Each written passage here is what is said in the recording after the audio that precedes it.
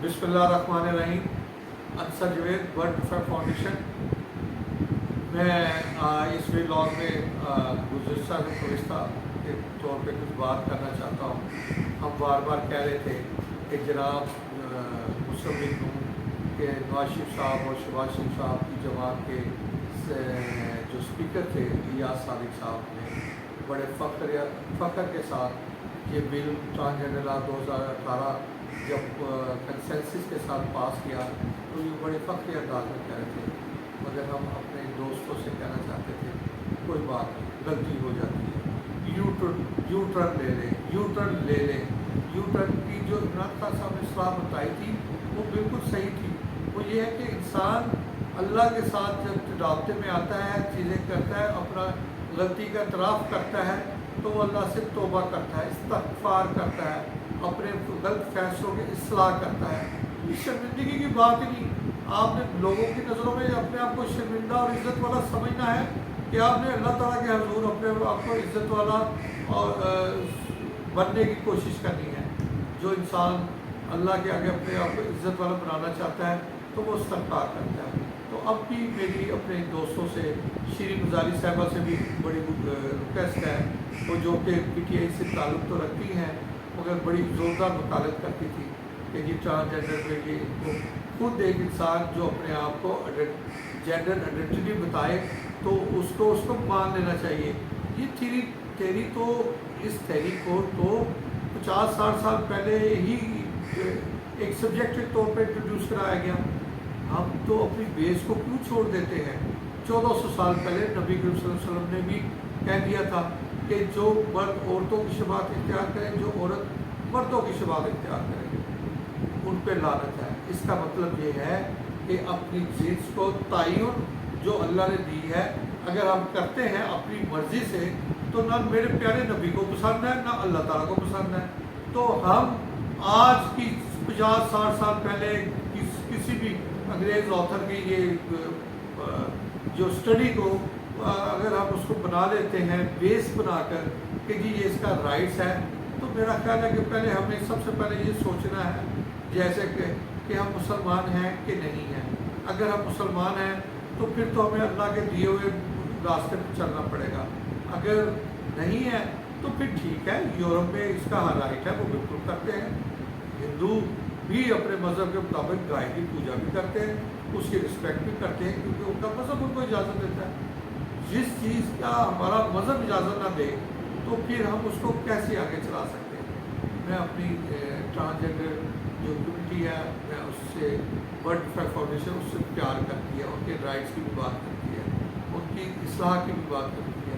तो ये ऐसा कोई बड़ा इशू नहीं है सवाए एक पार्ट को निकाल दिया जाए कि रजिस्टर अपने उस खुद साख्ता फीलिंग की बिना पे जेंडर की रजिस्ट्रेशन की बजाय इसको उस तरीके से किया जाए जो at the time of the birth बनाया। देखिए अल्लाह ताला कुरान पाक में फरमाता है मैंने जोड़े पैदा किए, ये बीवियाँ तुम्हारी खेती हैं, तुम उसमें जाओ और अपनी फैमिली को बढ़ाओ।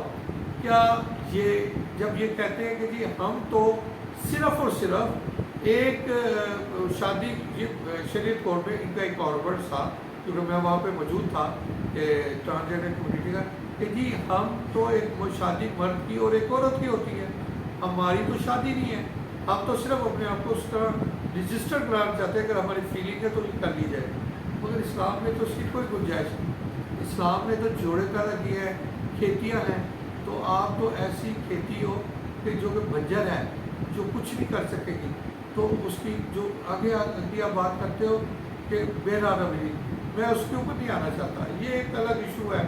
एक आम इंसान आप जैसे गुनहगार भी बहुत सारे गुनाह करते हैं, कोई ज़ानी होता है, कोई कातल होता है, कोई कुछ होता है। ये एक इसकी कानून में सजाएँ रखी हुई हैं। इसी तरीके से अगर हमारी जो इस्लामी स्कॉलर हैं, इस्लामी जमातें हैं और ये जो दीनी लोग हैं या दीनी जहन रखने वाले लोग हैं और इसको इन बिना पे कहते हैं कि ये बेराबरी पैदा करेंगे, ये इनकी वजह से ज़्यादा चांसेस हैं क्योंकि ये है, ऐसे इनकार नहीं करना।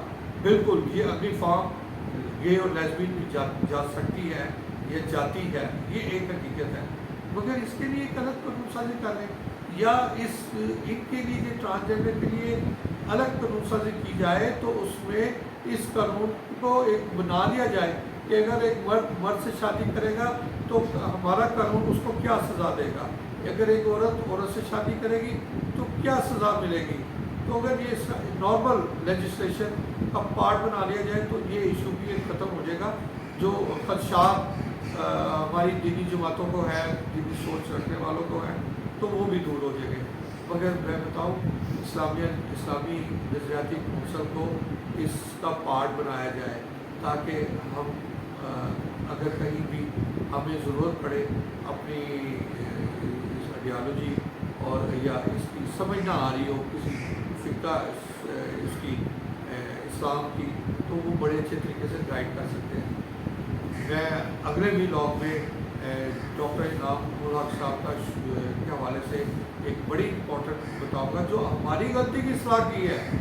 ہم کیونکہ کلیم کرتے ہیں کہ world welfare foundation 179 gender clarity کر چکی ہوئی ہے اور ہم ٹرانسجینڈر کا بھی علاج کر رہے ہیں، اور ماشاء اللہ لا قوت الا باللہ نہ صرف پاکستان میں بلکہ دنیا کی بعض آرگنائزیشن ہے جو چیریٹی کے اوپر کام کر رہی ہے، اور ہمیں مخیر اعضاء سے ضرورت بھی ہے ہماری مدد کی تاکہ ہم زیادہ بہتر کر سکیں۔ ہم ایک ایسا ہاسپٹل بنانا چاہتے ہیں جو پاکستان میں نہ صرف ٹرانسجینڈر اور انٹرسیکس ہی علاج کر سکے بلکہ ہم ری ایبلیٹیشن سینٹر کی بھی ہم آگے بات کریں گے، اس کے لیے بھی ہمیں مخیر اعضاء کی مدد کی ضرورت ہے۔ اس چینل کو سبسکرائب کیجیے اور زیادہ سے زیادہ شیئر کیجیے تاکہ یہ میسیج ہم سب تک پھیلے، اور اگلے ولاگ میں اس اپنی غلطی کا اعتراف بھی کروں گا اور اس کی اصلاح کے لیے تھینکس کروں ڈاکٹر انعام الحق صاحب کا جو DG ہے اسلامی نظریاتی کونسل۔ اللہ حافظ۔